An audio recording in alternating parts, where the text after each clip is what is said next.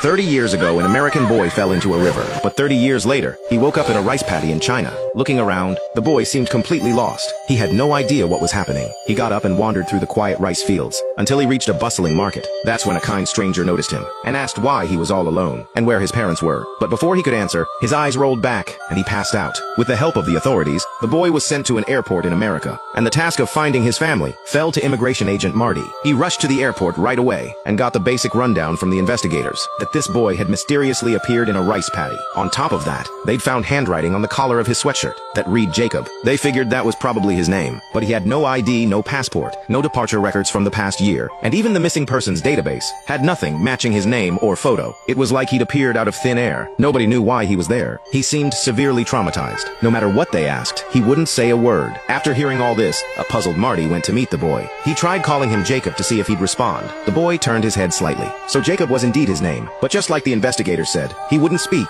No matter what Marty asked, the boy stayed silent. So to build some rapport and hopefully get some information out of him, Marty took him to a burger joint and got him burgers and fries, every kid's favorite. He even let him play games on his phone, and sure enough, it worked. The boy typed a few words on the phone and showed Marty. Arcadia, Missouri?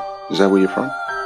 When Jacob nodded to confirm, Marty immediately called the police in Arcadia, but they told him someone had already asked about this. There was no missing boy named Jacob in their records. Marty wanted to dig deeper, but they just hung up on him. Was Jacob lying? After leaving the burger place, Marty called a children's shelter, ready to drop Jacob off there, but he couldn't bring himself to do it. So while waiting for someone to pick up, he asked Jacob, You have a home or not? People that look after you? At that moment, the call connected. Marty picked up the phone, but after hesitating for a long moment, he hung up. He took a deep breath and asked Jacob, If I took you to Arcadia, could you show me the way to get to your house? With Jacob guiding the way, they drove to a small town in Arcadia and stopped in front of a house. The mailbox out front read Langston. Marty glanced over at Jacob, and the boy smiled and nodded. This was his home. Marty rang the doorbell, and a white-haired man in his 60s came to the door. His name was Henry Langston. Marty explained why he was there and asked a few questions. Henry confirmed that he did have a son named Jacob, but he passed away 32 years ago. Could this be a mistake? Marty apologized and turned to leave. Henry started heading back inside, but just then, he noticed Jacob standing right there. He greeted the boy, and Jacob asked him, Which rate of green goes a million miles per hour? Frog in a blender.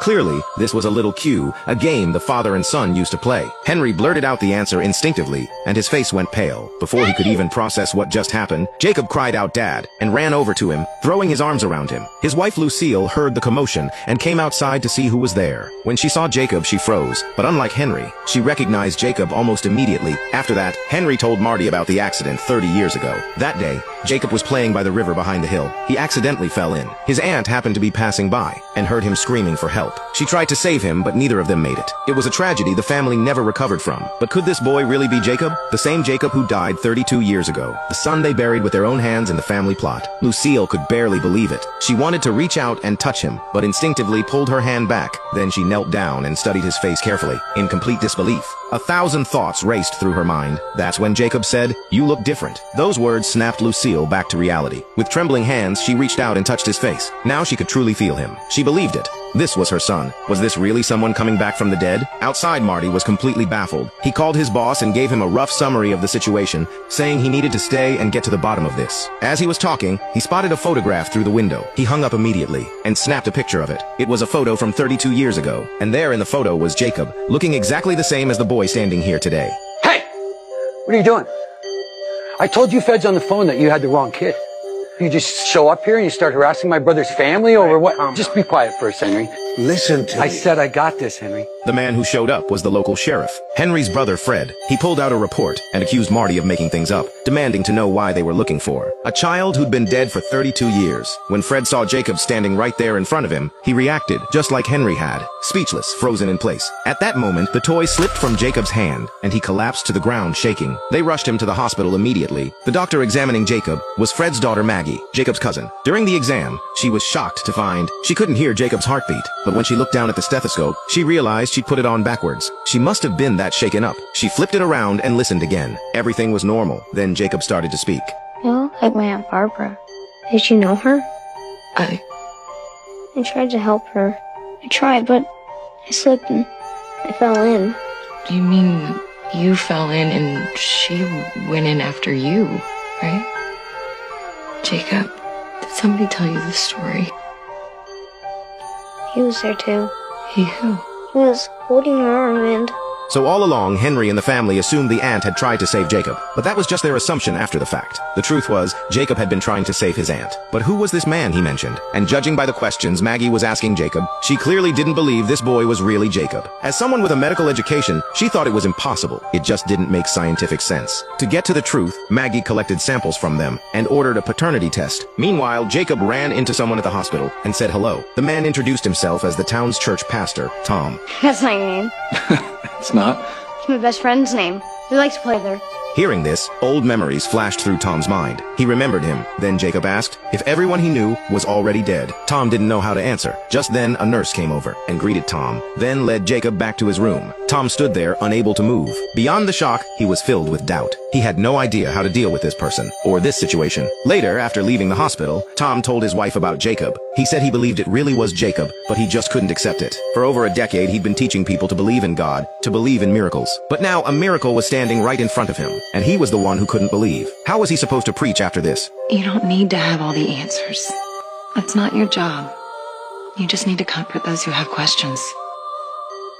Meanwhile, Henry and Lucille stayed with Jacob at the hospital, while Marty and Maggie headed to the records room to look through the files from 32 years ago on the accidental deaths of Jacob and his aunt. But while everyone was consumed by this boy who'd come back from the dead, something else was happening. About 300 miles from town on a highway, a man in a hat flagged down a car. He said he was heading to Arcadia. His family was there. Another one just like Jacob was coming back. At the same time, Lucille and the others realized Jacob was gone. He'd climbed out through the bathroom window. After a frantic search, Henry and the police found him on the hill behind his house. He was digging around in a hollow tree and eventually pulled out a small package. Inside was a toy soldier, a gift Henry had given him years ago. It was his favorite toy. Back at home, Lucille made Jacob some food. For some reason, he had an enormous appetite, eating more than an adult. Lucille knew it wasn't normal, but she didn't care. She didn't want to overthink it. She just wanted her son by her side, but Henry felt differently. He didn't believe this was their son. He couldn't accept any of it.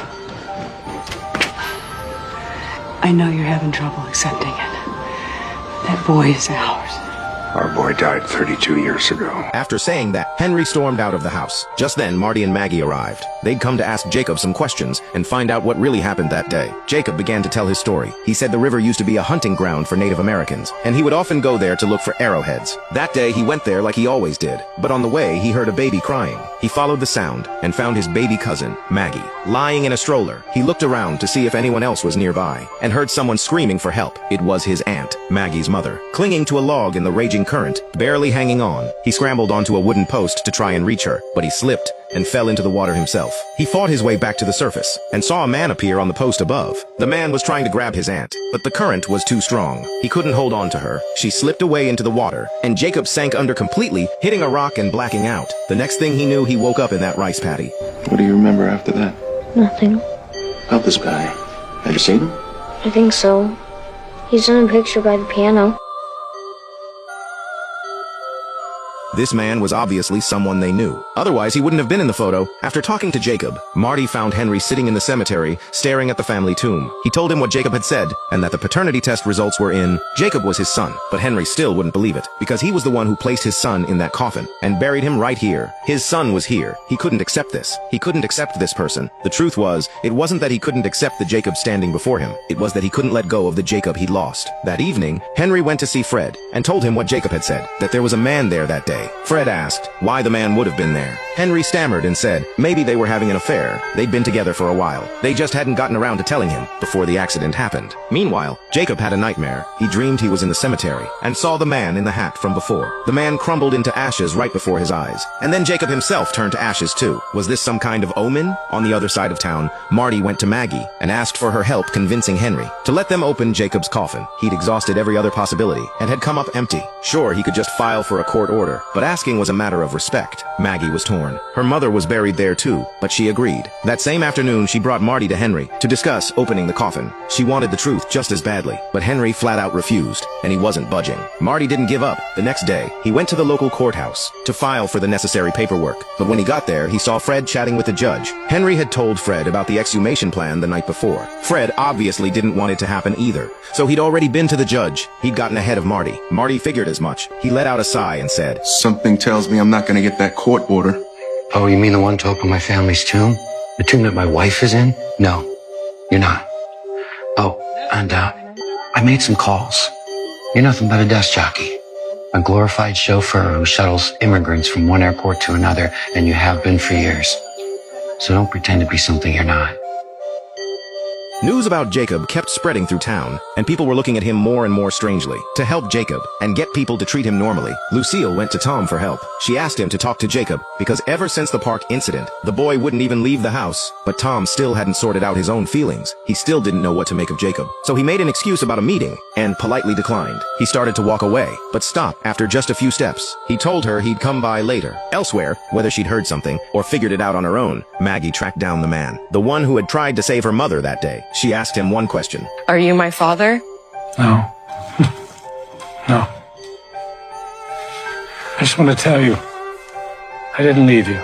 I waited by the river until someone found you. After getting her answer, Maggie quietly left. The man went back inside and said to a mysterious figure in the room, She found us. no doubt about it. This had to be yet another person who'd come back from the dead. Who it was, we don't know yet, but I bet you've already figured it out. That evening, Marty still hadn't given up on the exhumation. He might not have been high-ranking, but he was still a federal agent. So over dinner at a restaurant, he called his superior, laid out the situation, and she agreed to help. She said he'd have the paperwork by tomorrow at the latest. And as luck would have it, Maggie was at the same restaurant, having drinks with her friend Elaine. She'd barely set her glass down. When Elaine's phone rang, it was her brother. She picked up and heard him screaming and cursing on the other end. He was ranting about seeing the devil. Something had clearly terrified him. Everything okay?